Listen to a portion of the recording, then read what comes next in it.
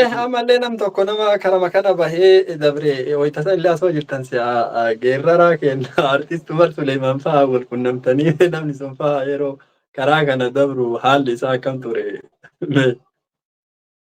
Umar Suleeman yeroo anaaf an kophaa akka mana hidhaa namatti hin bahin jedhanii namatti mul'achuu hin dandeenye kan hedduu dhiibban jiru keessa dhufee isallee dhufnaan mooraa bakka wanni kaayanii osoo har'a boru jedhu hatta gaafa deemullee imbaasii irraa hatta achitti na arginaan jedhe bakka imbaasii Norwee akkas sanillee arguu hin dandeenye qaamaan hin argine ammoo quba qaba. Inni akkuma dhufeenuu wanni kaambii wanni galchan bakka itti warra maali nagaya jedhanii achitti galchanii. Bakka protekshinaa jechuudha. Achi galee waliin Yaa wanni kana hunda akkana isin gaafadhu sheeka kiyya dhugaa dubbachuuf seenaa keessa lafa kana yoo dhageenyu namni waallee barreessuu dhabu hawaasni keenya kun afaanii waa walii dabarsuu kana hin qusatu wanti isin lafa tana godhaa turtan nama hedduu dildilaa fi da'oo taatanii haga qabsaa'ota matootii qabsaa'ota uummata keenyaa qofa osoo hin taane hawaasa cufa isa baadhattanii akka waan hedduu godhaa turtanii wallaahi rabbi jazaa isin haa kafalu. Akkasuma warri isinirraa hafellee namuu tartiibuma walirraa fuudhee humna isaatiin rakkoo uummataa baadhataatuma har'aan gahee jira. Kanaaf rabbi jazaa isin haa kafalu galatooma jedha. Ufii keessanii hoomee isin Keeniyaatti bultii ijaartanii ilmaan hortammoo eessatti mee bultii ijaartanii sheekamee silaa jiruun biyya baqaa suni waa hedduu yeroo hundaa keessummaati. Amma mee isin abbaa ilmaan meeqaatti ilmaan ta'a Oromoo akkasitti baadhattanii guddiftanii hedduun akkasitti lafa taatanii isin irra deemee dabre. Teessan hoomee ilmaan hagam qabdan amma eessa gahan?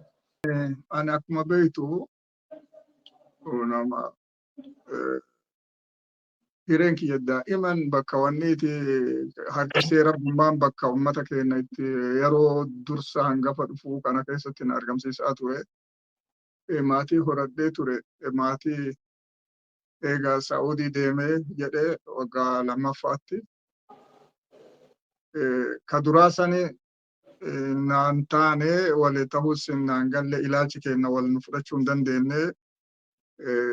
Waggaa duraatti silaa fuune walii galuu hin dandeenye achitti addaan hafne osoo nama rakkisus hin barbaadu namnillee ifillee rakkadhee wanni jechuu waan hin barbaanneef waan akkaataa adeemsa fuuldura tahuu kana waan naan tolleef osoo hin fagaanne jechuu mirga wanni wahillee wanni hin jenne jechuuf akkasitti hafe. Lammaffaa 82 keessa fuudhee sanillee warra ani karaatirra jiradhee osoo didu akaakummaan isii natti fuudhe 82 jechuudha. 1982 Keeniyamatti. Keeniyamatti fuudhe. Akaakoon intala isin fuutaniitu jechuudha. Akaakoo gara haadhatiin isa bira dhufte duraan biyyarraa isin biyyatti dhalatte. Faamilii sanii faamilii hedduu anaaf soddaa kophaa miti. Saahiballee waa hedduufu ammaa hin jira obboleessi isaanii tokko Ameerikaa jira. Isaan as leeyyamani. Kana natti fuudhaniitiin an deddeebi'aa ture. Yoo ani Suudii dhufu hin dhufti biyyarraa dhufti. Yoo an achi deebi'u biyyatti deebiti. Eegas osoo an Suudii guyyaa an fixadhu guyyaa an barnoota fixadhu.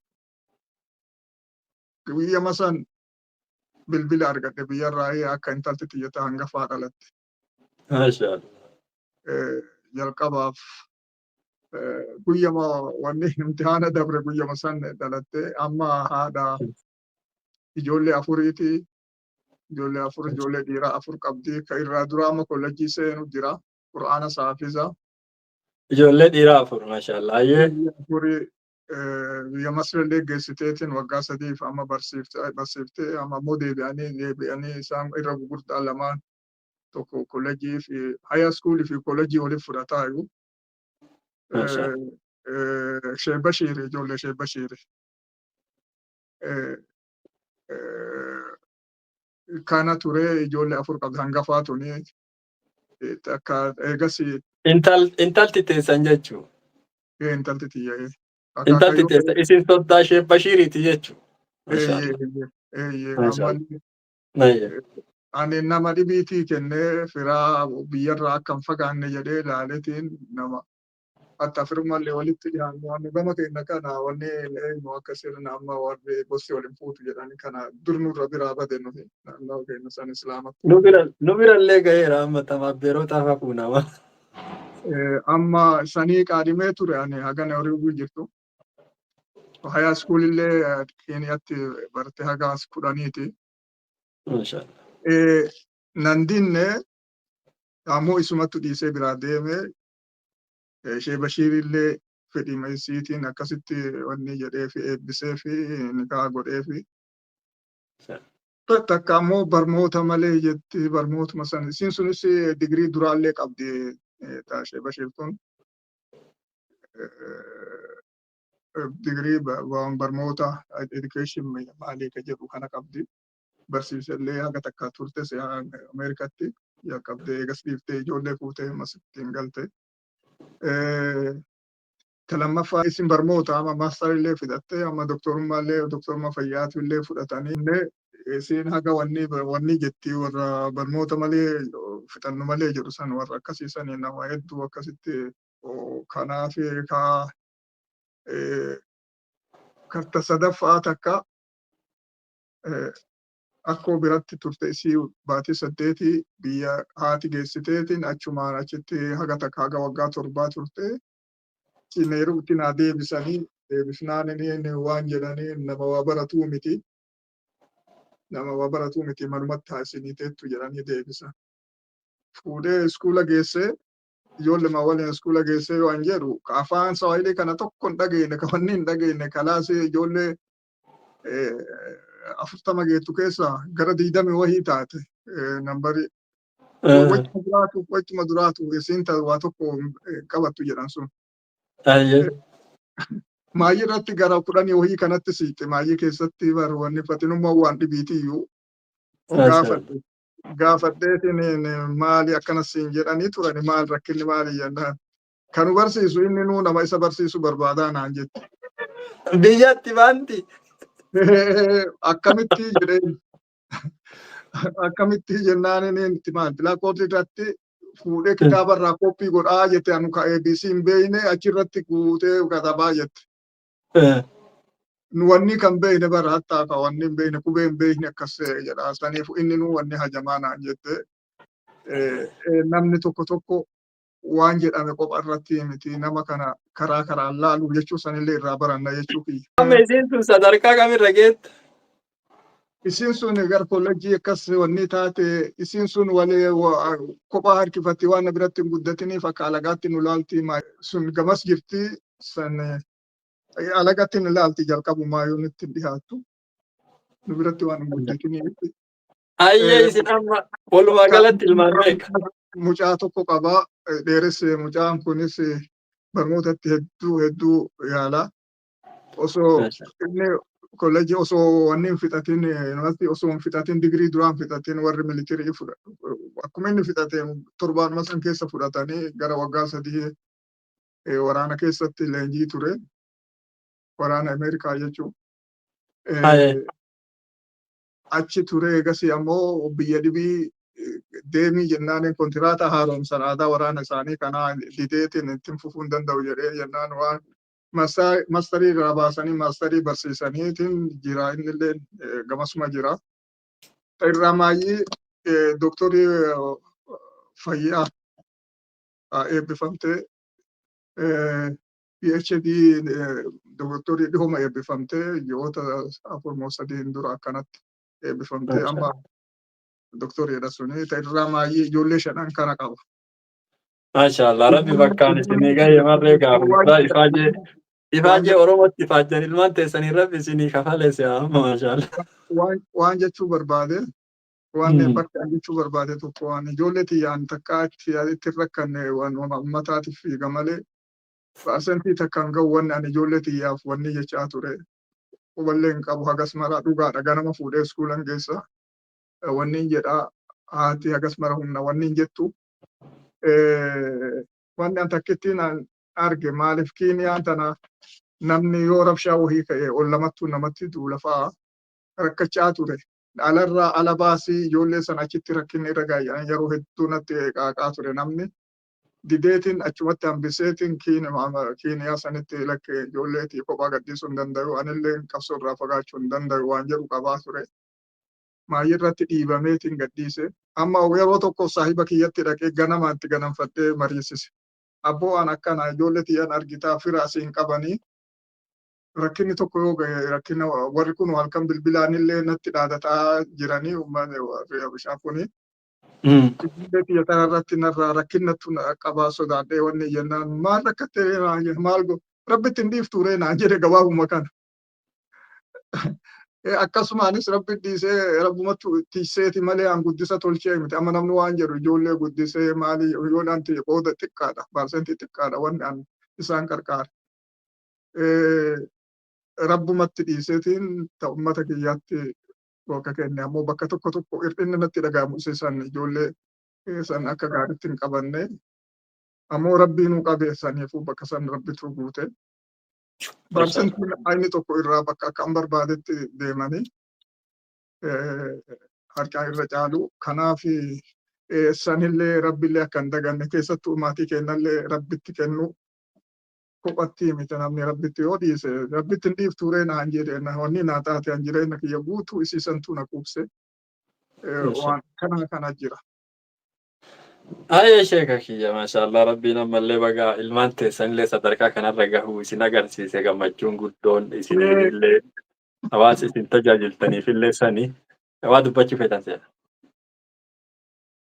Amma maatii kiyya wajjin hin jiru kophaa kiyya taa'ee waa barreessuuf kophaa namni yeroo cufa achi isaan biratti hin galtu maaliidha jedhaan ammoo bakka namni jirtu waa tokko godhuu hin danda'u. Kanaaf kophaa taa'ee waa barreessaa waggaa digdamman dabre kanaaf kophama kiyya jiraadhetiin akkasitti deemee yeroo tokko tokko deebi'a malee waan akkas jireenya akkasii jiraadha kophaa kiyya taa'ee waa barreessaa.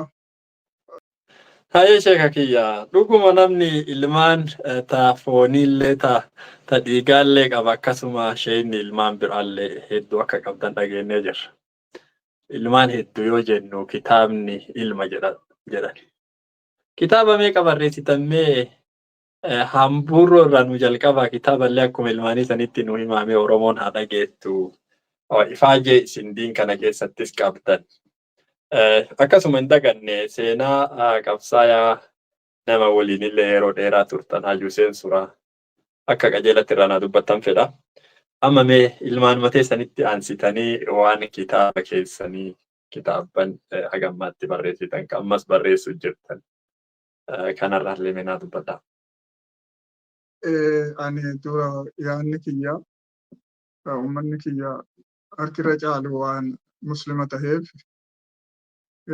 qubeen isaa waan barreeffameef qubee waan argatanii mana barnootatti barataniif dhaloonni haaraa inni dhufu kun akka durii darasaa tahee deemee diinii qopha baruu hireen akkasii hin argamu. Ijoollee yoo lafaa ol kaate darasummaa fi kana osoo hin tahin akka jirutti mana barnootaa deemti.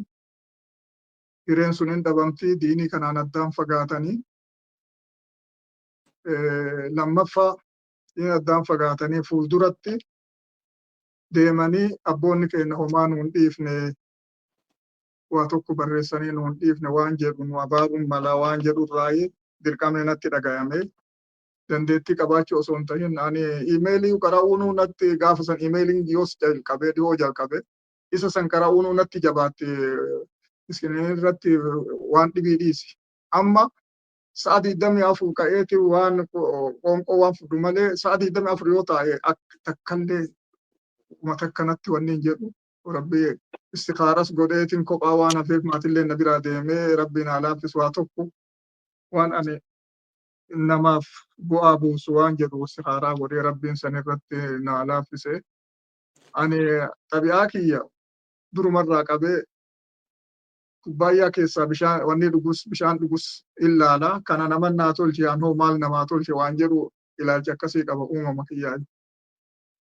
waan amma itti jiraannu kun cufa naman nu qopheesse an hoo qoonni kiyya maal waan jedhu waan akkasii kana osoo durre wanni jedhe rabbi waan fedhe namaa filaa kanatti jaaladhe hedduurraa gammadaa sila an nama wanni jedhu osoo fuula wanni kaan seene taate nama waan fedhaayisu waan akkasii faan ta'uu mala sandoo fedhiin kiyya san ture. Kanaaf jalqabaaf rabbiin ka irra nakaa osoo niyyatin kitaaba hamburroo kanaan jalqabe jalqabaaf qubee itti hojjechaa ture ani akka wanni itti dhaabaaf wanni hojjedhaa itti hojjechaa ture. Sirnaan hin baranne ani hojiimaan baradhe hojii hojjedhuuf na barbaachisee barsiise. Qubee ammoo taayipii godhu Ibrahim Diidoo jedhanii Abrahaam Diidoo jedhanii mana kompiitaraa banatee islitti maqaa kiyyaan banatee qaba. Achitti barattu malee jedhee qubee wanni maal maqaan taayipii osoo an didu lakki qubni kiyyanuun hojjetu amma jajjabaate osoo an didu akkuma waan ijoollee daa'ima gidduutti giddaniit akkasuma na barsiise rabbi khayri isaa haa kennu. Achi barannaan inni taayipii maangaa kitaaba kee kan barreessu harkaanee osoo hin taane taayipii godha. Kitaaba jalqaba barreessee kaaffetu dhihaadhe yaadadha guyyaa tokko ani manni kiyya karaan alarraa dhufuuf atirirraa achi naanna'ee dhufa arge Hasan namni yoo dhufu jalaa cufa maaliif irraa maal caartanaa jedhanii jedha ifitti raayuu abdiin qabu ture jalqaba yoo jalqabu hamburroo gaafa tokko Hasan Qaasim jedhanii Qaasim Muhammad ka mooyalitti ajjeesan ilma isaatii dhufeetiin akkamitti jedheeti gammadee utaalee achirraa hamilee horachuu jalqabe jechuun hamilee waan barbaachisaadha waan rabbillee yoo qabbootu taate oma fedhe yoo taate hamilee feesisa. Amma nabiinu waan jedhee rabbiin وحرض المؤمنين حرض yani kakaasi damma itti jaynoomsi jedheen jechuun kun hojii nama gaarii hojjetu gaarii goote jechuun waan qooda guddaa qaba san dagachuu hin qabnu akkuma waa'ee keluujiit kanaa barbaanneedha. Hamilee horachiisuun kan hedduu hamilee natti horee gabbaasee achirraa awwal Aadam South Afrikaa jira gaafa ani barreessu jirullee gaafa argee ture inni yeroo sanii isatti horii naa ergee $3,000 ergee saniin maxxanse hamburroo awwal Aadam rabbi isaa galatoonfatu. South Afrikaa jiraata. Jalqaba isa bahe gaafa inni bahe umrii kiyya gammadee akkasii hin yaadadhu. Umrii kiyya takkaa gammadee na fakkaatu. Yaadadhu ani yeroo sanitti maa yaada yoo andoo illee na waliin owwaala waan akka sadarkaa san akkasitti yaadaa ture hedduu jaaladha. Ilmaati jetteef jedha abbaa hamburroo osoo naan jedhanii gammadaa ture. Waan akkasii san isaan jalqabee isa qophaa miti kitaabotiin dhibilleen jidduu san hin jiranii minhaajul mu'min jedha. Minhaajul muslim karoora muslimni irratti jiraatu jedhuuf innillee wanni lama qabaa juz'ii lama qabaa walbii lama bakka lamatti gaadi'ama. Inni sun hin baane takkaatu waan gara garaa qabaa waan shan waan muslimaa barbaachisu guututti waan gara garaa qabaa. Inni hin baane innillee juz'ii lamatti bakka lamatti qoodama jechuu kiyya bakka lamatti gaadi'ame. Kun riyaadu saalihiin illee bakka lamatti gaadi'ame kitaabotii barreessu kana waan hamburroon ta'in cufaayyuu arabillee walumaan barreessaan arabii barreessee eegasiin jalatti afaan keenyatti oromotti deebisa. Riyaadni hoo bahe? Yeroo lama sadi bahe wanni itti jalqaba South Afrikaatti bahe warra South Afrikaa achi dhaqee achi South Afrikaa dhaqee ture 13 keessa se'a warra achittu wirtuu Islaamaa Center jedhu maalika South Afrikaa sentarii isaanii san ijoollee teennaa isaantu maxxanse achitti wanni lama innis walbii lama eegasi ammoo warra Minnesota warra Masjid Tawfiq fi Dr. Taaju Haji Abdurrahman Rabita Aalam Islaamii keessatti miseensa Dr. beekamaa karaa isaatiin hattaa irra deebi'ellee ilaalellee ka jedhe isa makkatti isa karaa isaatiin achitti maxxanfame. Dr. Muhammad Taji warra Awwayyuu. Eeyyee. Beekan. warra Suudeetis Awwayyuu jedhanii. isa karaa isaatiin bahee rabbi isaan haa galatoonfatu. Gaafa eebba jechuu kana ani Eessa Saawud Arabiyaatti bahee? Suudaaf achitti bahee fe'anii Minisootaatti galee egasii. Minisootaatti galee jennaan illee wanni haflaa guddaa godhanii hoteela Ramaadaa hoteelii guddatti wanni godhaniitiin eebbisiisanii. Jalqaba afaan eebballee kanallee an sagantaa sagantaan kiyya hatta maxxanfamuu keessatti illee qooda qabaachaan ture takkaa gaafadheetiin naa wanni jedhen jiru namattuu baase malee kabahe kanallee takkaa gaafadhee hin beeku an kaayoon tiyya barreessii lafatti dhiisii fuulduraaf warri dhaloota haaranii fi fuun maxxanfataa waan jiru qaba. Baay'ee kan ta'anu arfaffaan hoo. Tumanuuf waame. Kitaabni gara 10 wahiiti. Kana keessa ka irra gurdaa siif himaa ture amma kun alwajiis fi fiqh sunnaa jedha kitaaba fiqh sunnaati. Ka irra gabaabaa inni illee juz'ii 2 isa kana saahiboota kiyya jira warri Soomaalota magaalaa tana waliin jiru isaantu fuudhee Kairoo geessee achitti maxxanfamee juz'ii 2 hedduu miidhagaadha. Hedduu sadarkaa inni illee afaan Oromooti. Lachuu afaan Arabii fi Oromoodha. Wanni lamatti bahee inni boolbii 2 inni illee wanni 2 bakka lamatti gaati'ameeti inni bahee biyyatti galee inni rabbi isaa galatoonfatu Jamaal Aliyyi Ustaaz Jamaal Aliyyi. Jamaal Aliyyiiti.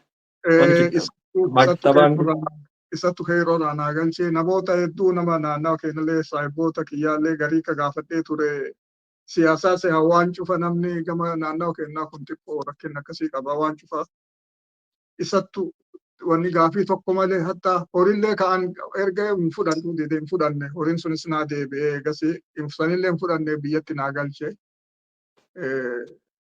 Jamaal Aliyyi rabbi isaa galatoonfatu.